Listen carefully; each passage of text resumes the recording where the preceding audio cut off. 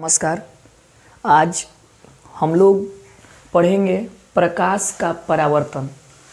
पीछे क्लास में प्रकाश के बारे में हम लोग पढ़े थे, प्रकाश क्या है, उसी से संबंधित प्रकाश से संबंधित हम लोग उसी का टॉपिक है प्रकाश का परावर्तन। परावर्तन का मतलब होता है टकरा करके लौटना। ये जो परावर्तन है, परावर्तन का मतलब ही होता है टकरा करके लौटना। यहाँ पर देखिए लिखे हैं कि जब कोई प्रकाश की किरण किसी एक बिंदु स्रोत से मतलब हुआ कि जहाँ से प्रकाश की किरण निकलती है उसी को बिंदु स्रोत कहते हैं।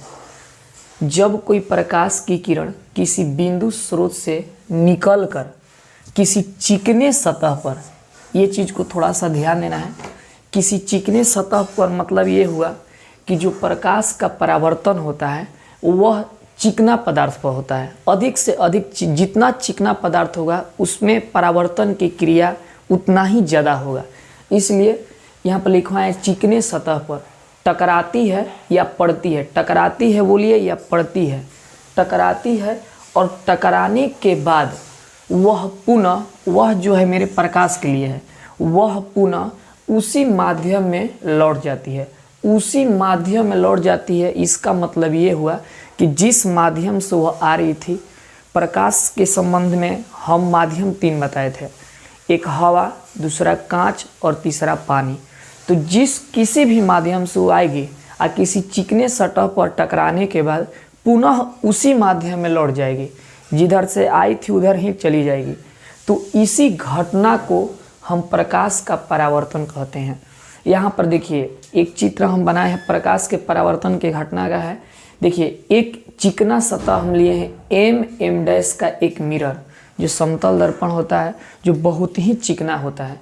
और देखिए यहाँ पर ए बिंदु स्रोत से एक प्रकाश की किरण निकली है और इस दर्पण पर, इस चिकने सतह पर बिंदु O पर टकराई है। और टकराने के बाद जितना झुकाव से यह आकर टकराई है उतना ही झुकाव से यह आगे की तरफ लौट गई है। यानी कि जिस माध्यम से यह आई थी उसी माध्यम में पुनः टकराने के बाद लौट गई है।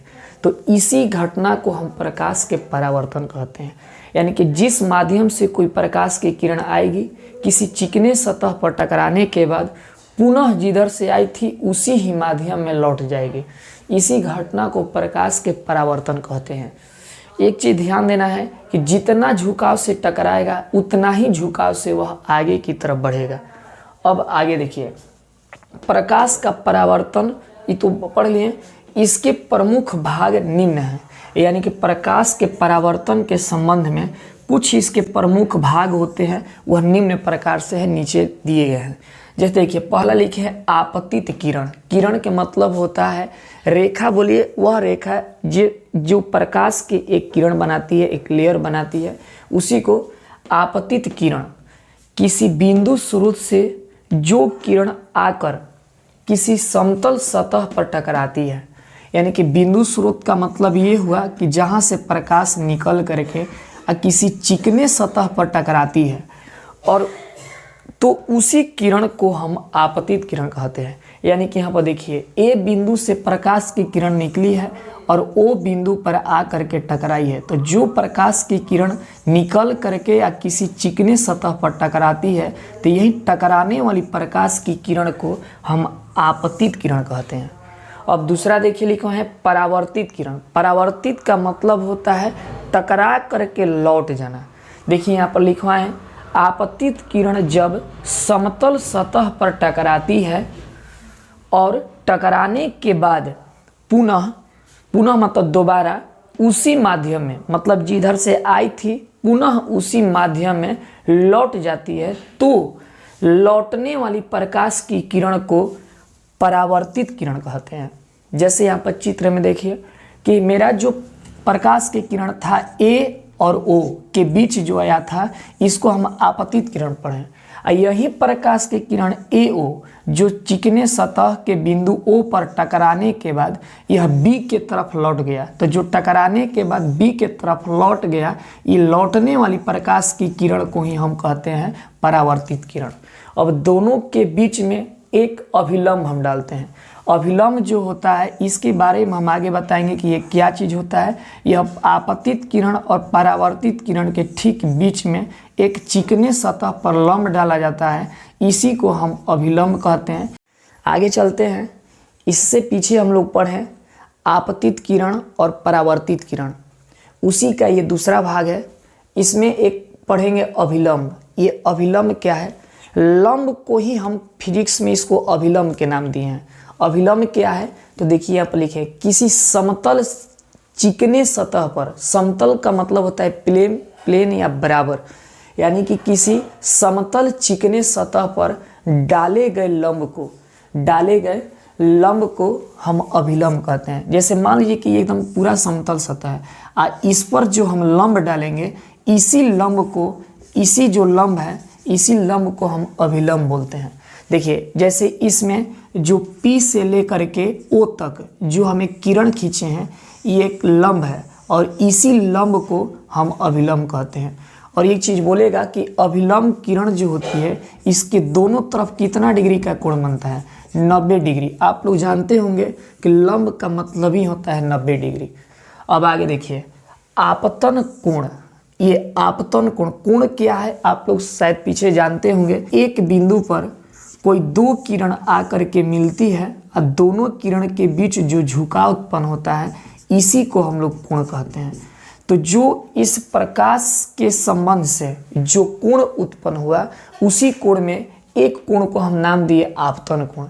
ये आपतन कोण क्या है, इसके बारे में समझते हैं कि आपतित किरण जो पीछे पढ़े कि जो किरण बिंदु स्रोत से आकर टकराती है, उसके बाद अभिलंब और आपतन बिंदु के बीच बने कोण को हम आपतन कोण कहते हैं। चित्र से समझते हैं। देखिए ये मेरा आपतित किरण है और ये मेरा अभिलंब है, और ये दोनों किरण आके जिस बिंदु पर मिलती है, इस बिंदु को हम आपतन बिंदु कहते हैं। और ये देखिए आपतन बिंदु, अभिलंब और आपतित किरण के बीच जो कोण बन रहा है, इसी कोण को हम लोग आपतन कोण कहते हैं। और यहाँ पर देखिए लिखे हैं आपतन कोण को हम I से सूचित करते हैं, यानी कि ये जो कोण बन रहा है इसको हम I से सूचित करते हैं, यानी कि संकेत है I आपतन कोण का। आगे देखिए इसी को हम लिखे हैं कि कोण AOP। देखिए कोण AOP जो होगा वह किसका मान होगा? I का मान होगा, यानी कि आपतन कोण को हम I से सूचित करते हैं। आगे देखिए परावर्तन कोण। परावर्तन कोण क्या है कि परावर्तित किरण अभिलंब और आपतन बिंदु के बीच बने कोण को हम परावर्तन कोण कहते हैं। देखिए चित्र में ये मेरा OB जो है ये परावर्तन कोण परावर्तन किरण, यानी कि जो किरण टकराने के बाद जो उसी माध्यम में लौट गया था, इसी किरण को हम परावर्तित किरण कहते हैं।